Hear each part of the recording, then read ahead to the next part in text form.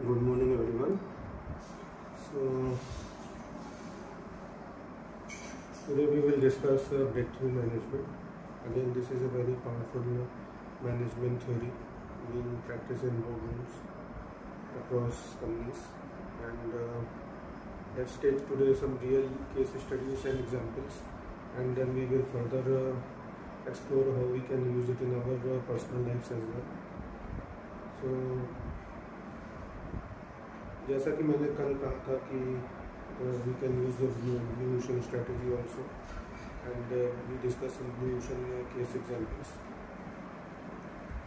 मेरी कोशिश है कि जो business strategies we discuss and do in corporate world, let's try to understand from them and implement in real life. Breakthrough management, I first came to know about outsource during my college time. So I did my internship in Japan, and this concept was taught to us by Professor Shoji Shiba. He's quite renowned in the management world, and is a recipient of Deming Prize and MIT Massachusetts Institute of Technology professor. So he's Padma Shri awardee also from Government of India for his work.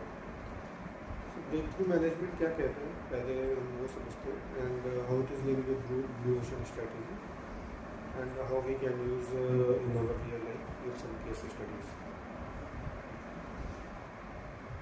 हमारे जो life या कोई भी business plan जो हम start करते हैं या पर्सनल करियर जो हमारा होता है वो एक साइकिल होती है. बिजनेस भी इसी तरह साइकिल से गुजरते हैं. एक ग्रोथ कर्व आती है जब आप यंग एज होते हो, तो इसी तरह कंपनीज भी यंग होती हैं, तो एक ग्रोथ कर्व आती है and they start to growing. So this is the growth curve. Then you basically after that you become travel on a plateau, flat line. This is plateau. तो plateau में आप काफ़ी लंबा चल सकते हो, ग्रोथ कर्व में भी काफ़ी टाइम लगता है, और उसके बाद एक डिक्लाइनिंग फेज आता है जब आप इनोवेशन नहीं रह जाती है बिजनेस में, पर्सनल लाइफ में भी, करियर में. तो आप हो सकता है कि वो स्लो डिक्लाइन भी हो सकता है और फास्ट डिक्लाइन भी हो सकता है, कोई कभी तेज़ी से नहीं चले.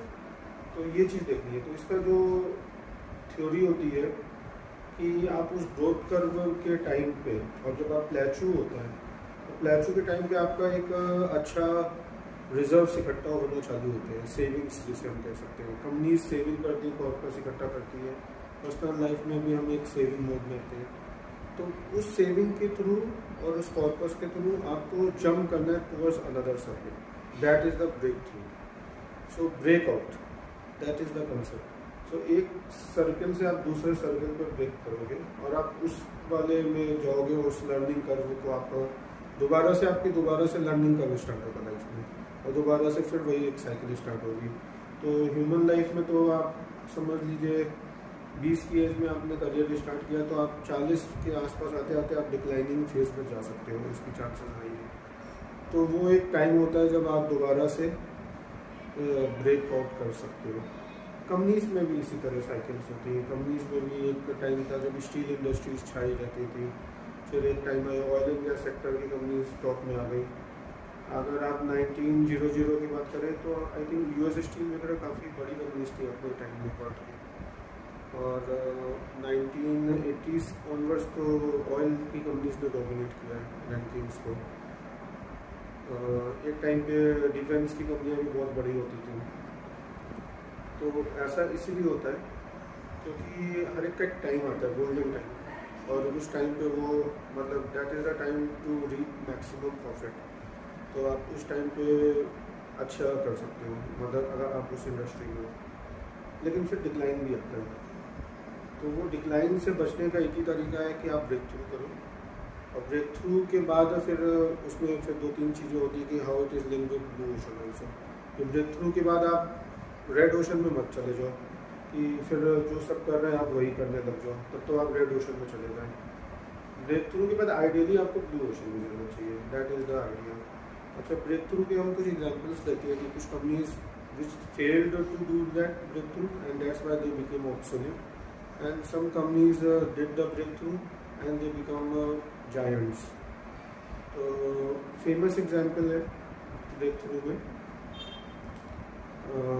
Kodak. So Kodak never did the breakthrough. Kodak was one of the first companies which basically came up with digital camera.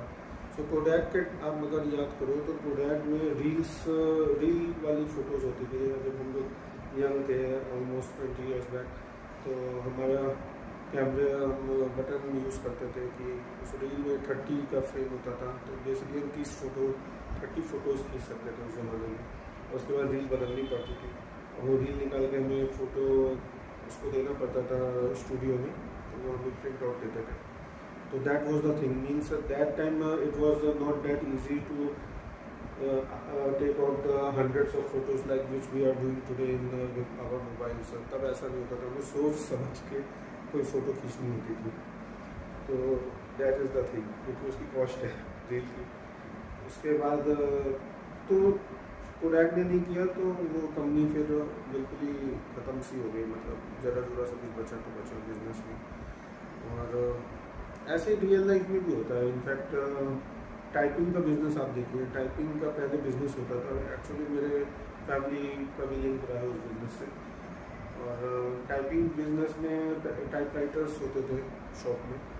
और एक शॉप में फॉर एग्जांपल मान लीजिए 20 टाइपराइटर्स है तो 20 लोग काम कर रहे हैं उस टाइम. तो उस टाइम ये बैंक्स वाले, स्कूल के लोग और गवर्नमेंट की ऑफिसर्स सब आते थे, टाइप कराते थे. वो एडवोकेट्स सबको स्टैम्प पेपर में किसी को टाइप कराना है तो एक भैया टाइप कर रहे हैं आपके बिहाफ पे. प्रूफ रीडिंग होती थी और उसमें टाइपिंग में वो ऑप्शन नहीं होता था डिलीट करने का. पूरा प्रिंट के बाद आप बड़ी मुश्किल से इरेजर से आप थोड़ा बहुत डिलीट कर सकते थे. 2-4 वर्ड्स लेटर्स उसको दोबारा से आप लगा के टाइप करते थे मशीन में. तो that was the thing, that was the skill you need to be very accurate with your typing. Otherwise पूरा पेपर वेस्ट होगा. पूरा कार्बन कॉपी उसमें होता था, पूरा स्टैम्प पेपर होता था. You can not keep on printing on stamp paper like this. Stamp paper महंगे भी आते थे. तो इतना एक स्किल थी वो. Over the time that skill got lost because typing के बाद पहले तो कंप्यूटर में टाइपिंग आ गई तो वो हैंड वाला जो कार्बन कॉपी वो सब कम हो गया. और ऑब्वियसली कंप्यूटर में तो आप जितना जो एडिटिंग कर सकते हो उसके बाद प्रिंट निकालना होता था. और आज के ज़माने में तो AI आ गया. आपको कुछ टाइप करना ही नहीं है. वो तो मतलब जो कंप्यूटर में भी जो प्रॉपर प्रोफेशनली टाइप होता था लेटर्स में तो वो टाइप भी ख़त्म हो गया. अब तो बस बोल दो गूगल को और आप तुरंत वो पूरा मेल ड्राफ्ट हो जाएगा. तो दैट इज़ द थिंग कि कैसे विद इन 20 years आप देखो कैसे लाइफ में चेंज रह जाता है. मतलब कंपनीज का भी बिजनेस बिल्कुल बदल जाता है. ऑब्सोलीट हो जाता है, बेसिकली ख़त्म हो जाता है. ऐसे ही हमारे पर्सनल लाइफ में हमें देखना क्या हमारा करियर भी डिक्लाइनिंग कर्व में ख़त्म हो रहा है या वो मतलब ग्रो कर रहा है. ये चीज़ आपको देखनी होगी या आपको समझना होगा. और उसमें आपको बेसिकली स्किल एडिशंस करने, इनोवेशंस करने कि आप कैसे अपने आप को टाइम के साथ अपग्रेड कर सकते हो. ये चीज़ आपको ऑब्जर्व करनी है.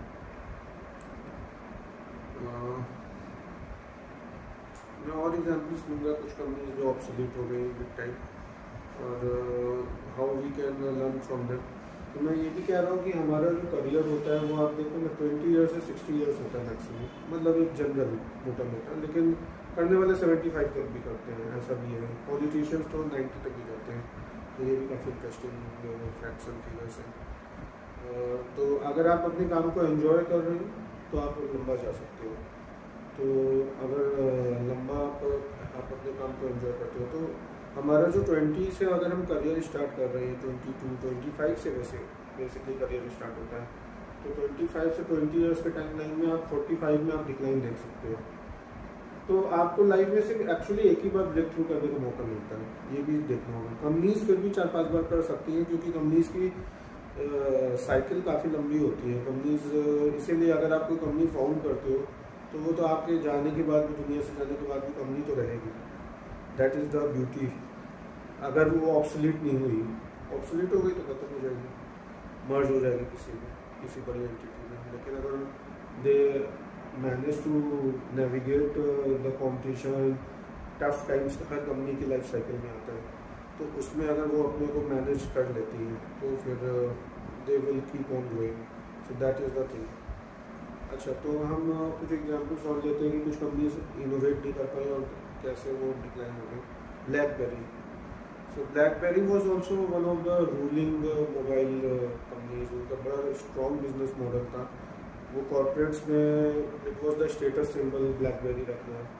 तो उस ज़माने में अगर नोकिया का फ़ोन मान लीजिए 10,000 का आ रहा है, तो ब्लैकबेरी का फ़ोन ऑलमोस्ट 30,000 50,000 का आता था, मतलब दैट वाज द डेल्टा। और ब्लैकबेरी के सब्सक्रिप्शन प्लान्स होते थे, क्योंकि आप ब्लैकबेरी रखने के लिए आपको पर मंथ कुछ देना है। क्योंकि ब्लैकबेरी में एक सर्विस थी blackberry messenger, that was instant messaging. तो उस टाइम पे इतना ये चीज़ थी नहीं बाकी कंपनीज में, ये फैसिलिटीज। एसएमएस हुआ करता था, लेकिन शायद बीबीएम के लेवल का नहीं था एसएमएस की फैसिलिटीज। तो BBM was way ahead of its time. But when blackberry का भी कीबोर्ड बिजनेस मॉडल था, की पैड जो उनके मोबाइल्स में होता था, दैट वाज देयर यूएसपी, मतलब वो अपना मानते थे यूएसपी, जस्ट लाइक नोकिया। और they were not very comfortable with touch screen, जो उनका बाद में आया, जो बाद में एप्पल और सैमसंग में लगा। तो ब्लैकबेरी का जो बीबीएम, जो ब्लैकबेरी मैसेंजर था, वो तो किल हो गया। बाकी जब व्हाट्सएप आ गया, और उससे पहले भी थोड़ा फेसबुक और इन सब का कुछ आया था मैसेंजर सर्विसेज, तो BlackBerry was not able to sustain that and they were not able to manage the competition, they fail. Similarly happened with Nokia. Nokia की कंपनी, नोकिया वॉज आइकॉनिक। एक टाइम था कि Nokia was the largest company of Finland, which where it was founded, and one of the largest maybe। And Nokia के CEO मतलब Finland के prime minister के साथ, तो वो मतलब मिलते जुलते थे, इतना नोकिया का दबदबा था उस जमाने में। कहने का कि एग्जाम्पल ये मतलब, तो Nokia was very proud of its thing. And उनका एक सीईओ का बहुत फेमस लाइन है कि he basically cried in a public meeting when he said we did everything right and then also we not surprised. So उन्होंने actually कुछ गलत नहीं किया था, ऐसा उन्हें लगा, लेकिन आई थिंक ब्रेक थ्रू नहीं किया था, दैट वाज द थिंग। क्या होता है, कंपनीज कई बार इंक्रीमेंटल इंप्रूवमेंट पर फोकस करती है। इंक्रीमेंटल इंप्रूवमेंट क्या होता है कि आप या तो कॉस्ट कटिंग करते हो जिससे आपके प्रॉफिट मार्जिन बढ़ते जाए, और दूसरा कि आप जो एग्जिस्टिंग टेक्नोलॉजी उसी में आप थोड़ा थोड़ा और इम्प्रूवमेंट करते हो। तो नोकिया में क्या हुआ कि they were pioneers in their field, और उनके फ़ोन की क्वालिटी भी बहुत अच्छी थी। तो वो स्टार्टिंग में 1 मेगापिक्सल, फिर 2 मेगापिक्सल, फिर 5 मेगापिक्सल के फ़ोन लाया। फिर एक टाइम पे Nokia was the first company which I remember almost 20 years back, they came up with some remember exactly, but 50 megapixel और कुछ शायद 200 मेगापिक्सल का फ़ोन ले आए थे वो अपने, मतलब लास्ट में। But somehow they were not able to sustain the competition of coming from Samsung that time, and then LG और चाइनीज़ मोबाइल कंपनीज थोड़ा लेट आई थी इस पूरे मॉडल में, और टच स्क्रीन आ गया था। तो टच स्क्रीन के बाद उन्होंने मतलब they were not able to handle that competition. वो एक ब्रेक थ्रू था actually, that is what I am talking about, कि आप एकदम से कुछ एक तो पूरा आपने एकदम जंप कर दिया टच स्क्रीन का। से पहले तो कीपैड ही था ना, हम एकदम अच्छे से फास्ट टाइपिंग करते थे, और उसके बाद मतलब होता था सब कुछ। कभी हमने सोचा ही नहीं था कि आने वाले टाइम में इतनी चीज़ें मोबाइल से होंगी। तो ये होता है विद टाइम, चीज़ें कितनी तेज़ बदलती हैं, विद कौन इवन रियलाइज की 20 years में क्या क्या बदल जाता है। तो ये चीज़ें हमें पर्सनल लाइफ में भी देखनी पड़ेगी कि करियर में, आई एम श्योर कि करियर में ये चीज़ ऐसे मोमेंट्स आते हैं जब आप एक डिक्लाइन कर्व में आते हो। और राइजिंग, क्योंकि कंपनीज की टेंडेंसी होती है यंगर्स को हायर करना, क्योंकि एक तो पैकेज का डिफरेंस है ये पर। एक यंग इंजीनियर को वो may be they can afford in the range of giving somewhere around 10 lakhs, और MBA ग्रेजुएट्स को भी वो ले लेते हैं similarly, but person with 20 years experience or 15 years or 25 years experience, they are on a higher pay scale also, and सबसे main बात होती है कि उनको थोड़ा ऑब्सोल्यूट की नज़र से भी देखा जाता है कि जैसे वो टेक्नोलॉजी से कंफर्टेबल नहीं है।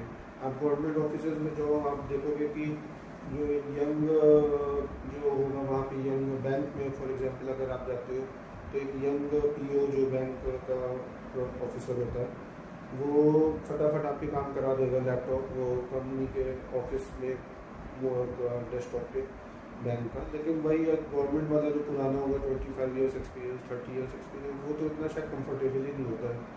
उसका एक बहुत ही रूटीन तरीका होता है कि वो कोई फाइल है खोलेगा और उसके बाद उस फाइल को जाके देखेगा कि आपका क्या, या पासबुक बैंक की डालेगा सिस्टम में और चेक करेगा। तो दैट इज़ द थिंग कि पहले तो बैंक में भी कितना कुछ होता था, लाइन में लोग लगते थे, और उसके बाद कैश विड्रॉल, तब तो ATM मशीन्स नहीं थी, तो बैंक की पासबुक के लेके जाना पड़ता था। विद टाइम चेंज हो गया। तो जो ये टाइम के साथ चेंज हो रहा है, इसमें दो चीज़ हो रही है, एक तो इंक्रीमेंटल इम्प्रूवमेंट हो रहा है, दैट इज़ देयर। तो with technology companies incremental improvement तो होता है, ब्रेक थ्रू कई बार कंपनीज मिस करती हैं।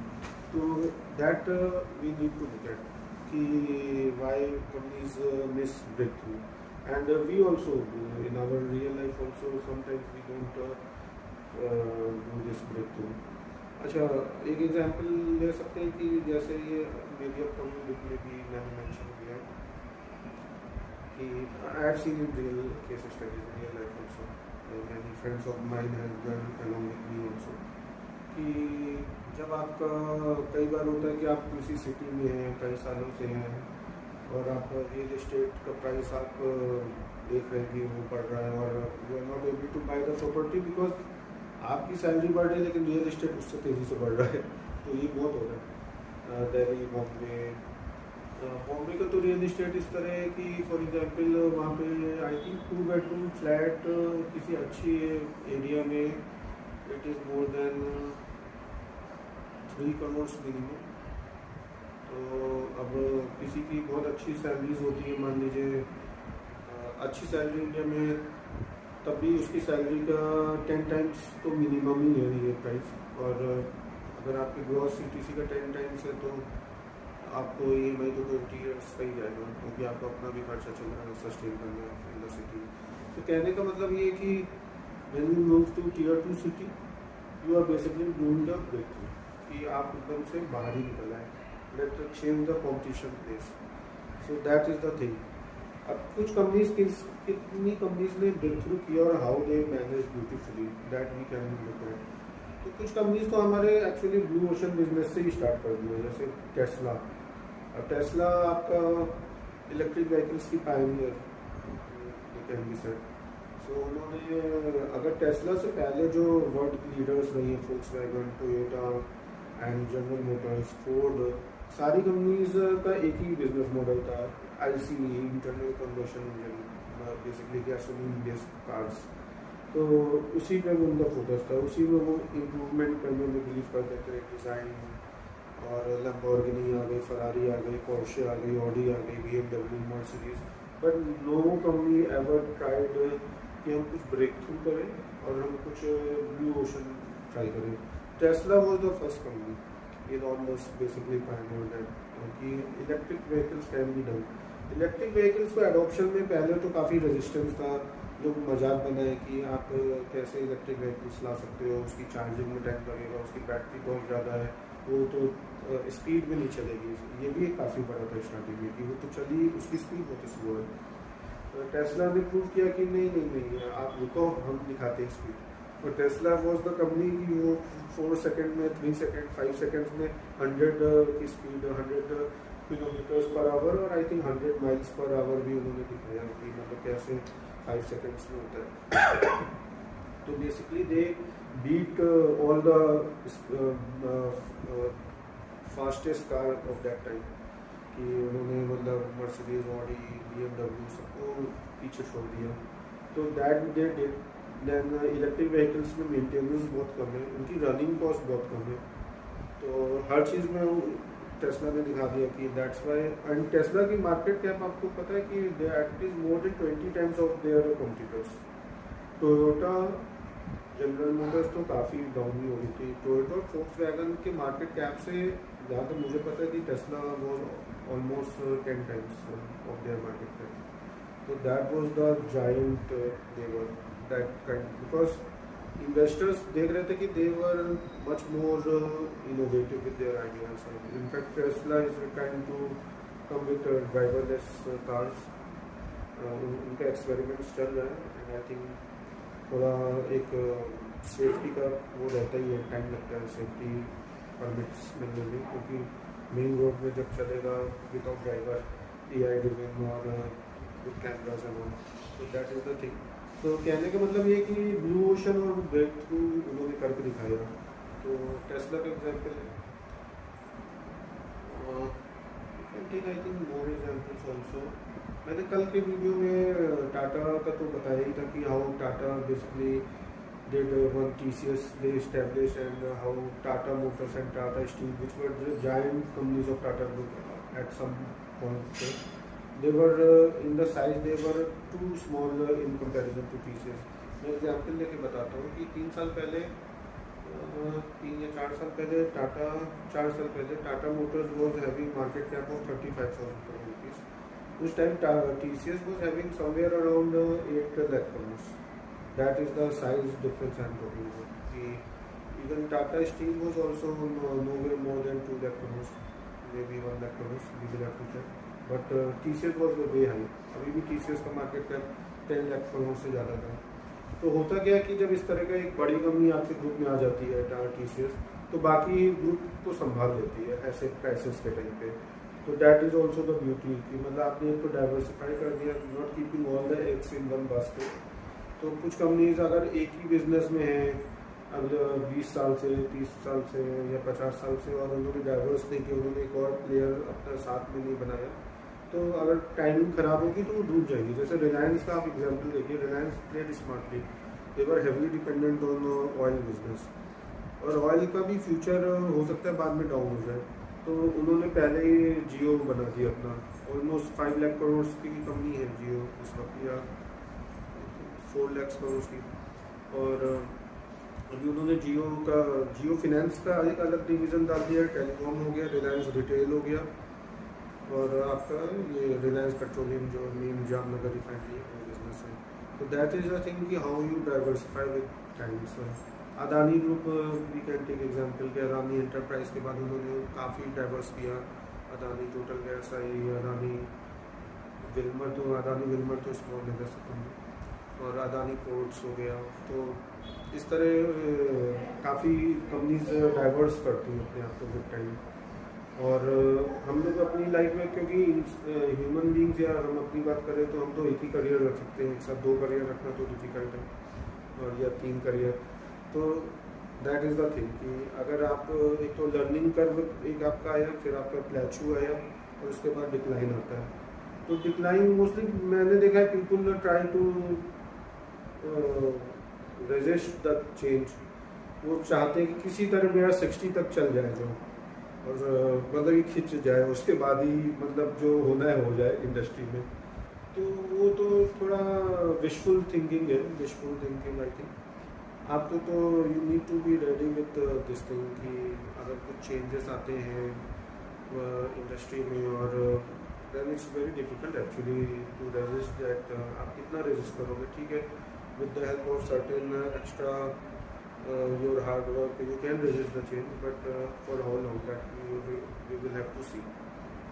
Or technology is very fast changing, that's why it is even more pressing with time that आपको breakthrough का लिए रेडी होना पड़ेगा कि अगर कोई चीज़ आपको लग रहा है कि आप डिक्लाइनिंग करने हो तो यस। सो एक दो एग्जाम्पल्स और लेते हैं समझाने के लिए। Yahoo, if you remember 25 years back, 2001 के around, Yahoo was quite a giant of its time in this IT industry which is so much flourishing right now. So Yahoo के पास Google गया था, Google offered them $1 million sale price, मतलब Google ने खुद को offer किया कि हमें $1 million दे दो और खरीद लो हमें। तो Yahoo declined that। और Yahoo के पास Facebook भी गया था 2004 around I think. For that time they basically Facebook ने ऑफर दिया था $1 million का खरीद, मतलब याहू को भी खरीद लो आगे, तो वो भी डिक्लाइन किया, और याहू मतलब बिल्कुल ख़त्म। तो दैट इज़ द थिंग कि मतलब आपके सामने आया गोल्डन चांस, लेकिन आपको नहीं आपने आइडेंटिफाई किया। तो ब्रेक थ्रू के प्रति रेजिस्टेंस होता है। कई बार कंपनीज के अंदर मैनेजमेंट होता है, उनके अपने कुछ इंटरेस्ट होते हैं, दे आर वेरी रेजिस्टेंट। कुछ कंपनीज का एक ट्रेडिशनल अप्रोच होता है हर चीज़ को लेकर, तो that is fine also, that has some of the plus positives as well, but you can not escape with the tectonic force which is coming. So that is another thing. So breakthrough में ये चीज़ हमें देखनी होगी कि real life में कैसे हम बना सकते हैं इसको ब्रेकथ्रू। की स्टडी और ले लेते हैं। Apple, my famous favourite case study and probably most popular. So Steve Jobs, iconic person. Steve Jobs मुझे लगता है कि ब्रेकथ्रू मैनेजमेंट और ब्लू ओशन स्ट्रैटेजी के पायनियर ही है अपने आप में। He is such an iconic person. Steve Jobs ने जब ये कंपनी एप्पल फॉर्म की, और that time only Microsoft and Apple came around similar times, and after some time Apple को स्टीव जॉब्स को निकाल दिया गया था। एप्पल के मैनेजमेंट ने ही डिसीजन लिया, and then Steve Jobs came to India as well for some introspection kind of thing, and then he went back again. उन्होंने फिर एक कंपनी फॉर्म की, पिक्सल, और कुछ टाइम बाद Apple was doing very bad in business, और they again get in touch with Steve Jobs, and Steve Jobs की condition थी कि if he can join in the position of CEO then only he will join, and Apple ने उनको वापस लिया, I think around 98 में भी। Steve jobs after within a short period of time he came with this iPod that basically revolutionized the music industry। तो एक छोटा सा डिवाइस iPod, उसने मतलब पूरा मतलब म्यूज़िक इंडस्ट्री बदल दिया, और the way people having this access to the music. और इसमें हमें लेसन लर्न ये है कि सोनी वॉकमैन कैसे डिक्लाइन हो गया बिजनेस, क्योंकि they were not able to keep up with the change. So Sony का तो डिक्लाइन हो, और एप्पल का राइज हुआ, तो आईपॉड आया, और उसके बाद जो एप्पल का जो रियल ब्रेक थ्रू हुआ वो तो ऑब्वियसली आईफोन्स हुआ। तो Steve jobs was way head of his time, and he imagine all this that कि हम फ़ोन के अंदर ही सब कुछ डाल देंगे, और फ़ोन से ही हमें मतलब सारी फैसिलिटीज़ इंटीग्रेट कर देंगे, कैमरा और जितना भी मतलब एप्पल का ऑपरेटिंग सिस्टम और म्यूज़िक। आईपॉड भी इनफैक्ट ऑब्सोलीट हो गया क्योंकि आईफोन के वजह से। और फिर उसके बाद स्टीव जॉब्स ने आईपैड भी लाया, और लैपटॉप्स तो अलग से आ ही रहे थे, मतलब पैरेलल में लैपटॉप्स के 2 वर्जन हैं, तो आईपैड भी लाया।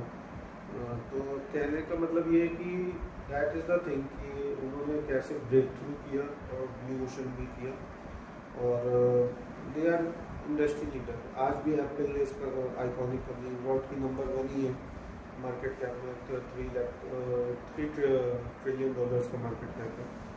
और एनवीडिया ने अभी जस्ट ऊपर नीचे किया था, माइक्रोसॉफ्ट ने ऊपर नीचे, तब भी एप्पल तो टॉप 3 में है, मतलब ऊपर नीचे तो थोड़ा तो रैंकिंग्स होती है।